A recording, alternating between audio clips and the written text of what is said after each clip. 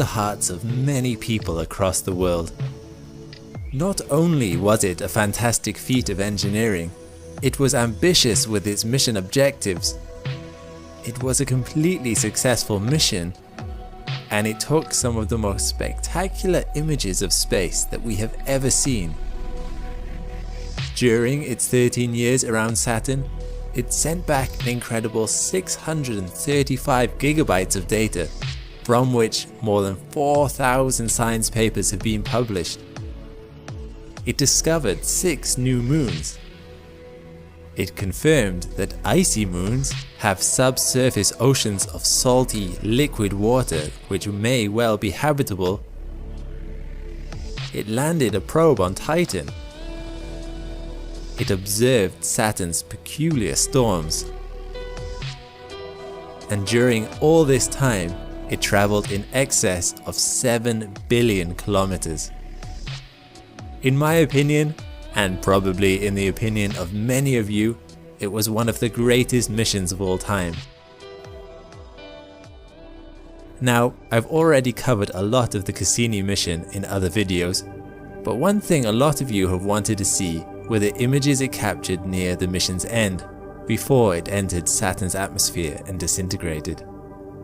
Some of these final images are fantastic, although be aware that Cassini is not capable of real-time video capture.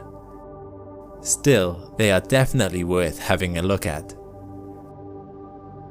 I'm Alex McColgan and you're watching Astrum, and together we will discuss the final images Cassini ever took.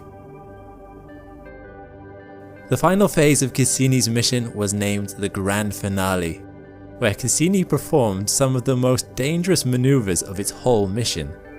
Mission controllers sent Cassini into an eccentric, elliptical orbit over the planet's poles, and daringly through gaps in the rings. The last few orbits took it closer to the surface of Saturn than it had ever been before, giving scientists a new view and perspective of Saturn. The first time-lapse we will look at is from the 8th of September 2017, only 1 week before the end of Cassini's mission. One of the main focuses of Cassini during its mission was the moon Enceladus, one of the prime candidates in the solar system to contain life in a subsurface ocean. Cassini discovered over 100 water plumes erupting through the moon's crust from this ocean, water which freezes in the space environment and has now formed the beautiful E-ring around Saturn. This ring is very tenuous, only visible when backlit by the sun, and is potentially the bluest naturally occurring object in the solar system. Here is a great view of Enceladus' effect on the densest part of the E-ring. You can see the plumes disturbing and replenishing the ring. Cassini's final look at Enceladus' plumes were captured in this remarkable time-lapse taken over a 14-hour period. On the 11th of September, Cassini was near the furthest point of its final orbit and captured this beautiful mosaic in natural light. Visible are the thickest of Saturn's rings, D, C, B, A and F, with Saturn's short shadow being cast over them.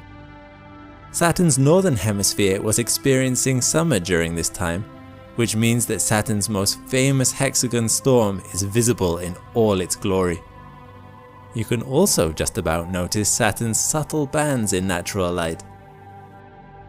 What's really interesting about this image, however, is that the night side of Saturn is dimly illuminated. This is due to light reflecting off the rings, meaning Saturn's nights in the hemisphere facing the Sun don't get that dark. Below the glow of the rings, Saturn is pitch black. As Cassini began to approach Saturn again on the 12th of September, it took images of Saturn's atmosphere near the planet's terminator line. Incredibly, because the Sun is so low in the sky here, huge cloud structures can be seen casting shadows that stretch for many kilometers. You may think this is a close-up of Saturn, but actually we are looking at a scene about 5,500 kilometers across. Saturn's moon Titan could easily fit in this shot. Cassini was getting closer and closer to Saturn. On the 13th of September, it peered one last time at Daphnis, a shepherd moon keeping the A-ring in check. The gravity of Daphnis causes ripples in the ring, and some of you keen observers will notice ripples in front of the moon as well as behind. This is due to orbital speeds of the rings and the moon. The inner ring orbits faster than Daphnis, meaning the ripples overtake the moon, exposing more ring material to the moon's gravity. On the other hand, the outer ring travels slower than Daphnis, meaning the ripples lag behind the moon. By the time the ring material reaches Daphnis on either side again, the ripples have already smoothed out. On the same day, Cassini had one last look around the Saturn system. It captured a view of Titan, a moon it focused on heavily during its mission, a remarkable world with a thick nitrogen atmosphere. It also peered at Saturn's rings, with the uneven F-ring just about visible at the bottom of the image. And as Saturn got bigger, it took one last look at Enceladus over a 40-minute period before it disappeared from view behind the limb of Saturn. The final image Cassini ever took was looking over the region where it would plunge into the atmosphere. It was nighttime here, and so Saturn is lit up by light reflected off the rings. On the final day, photos were not on the science agenda. As beautiful as they use up a lot of valuable bandwidth, and scientists wanted to get every bit of data real time before the spaceship was destroyed. This was a unique opportunity. We had never probed Saturn before this. When Cassini first hit the tenuous parts of Saturn's atmosphere, it was traveling 123,000 kilometers per hour.